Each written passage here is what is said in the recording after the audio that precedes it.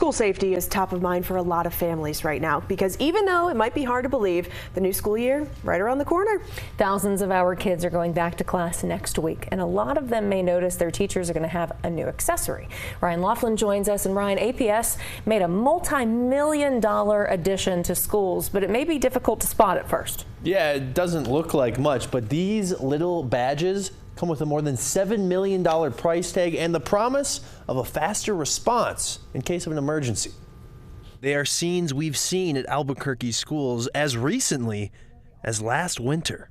Soon, Albuquerque Public Schools will have a new tool to respond quicker. As a former principal, we're dealing with emergencies every day. Larry Hausner is with Centegix, and he explains how a new product is changing the way APS employees will be able to communicate. Every staff member wears this badge, much like I am. Around your neck, it's accessible. There's a button here. That button, connected via Bluetooth, can immediately alert responders on school grounds if there's need for an intervention. Everywhere.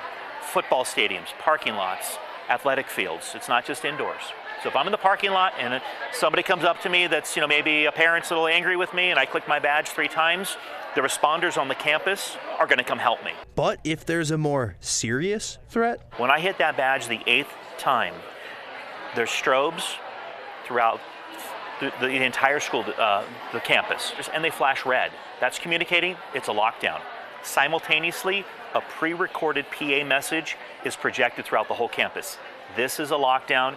Here are the protocols. In that instance, APS police will be notified. Hausner says 600,000 people are already wearing these badges nationwide. We had one the other day where we had a teacher in the classroom had a student have a seizure. She's standing over she has her badge, she clicks it, help is on the way immediately. A $7.3 million investment in a quicker response. It's an extra layer of safety and security for my child.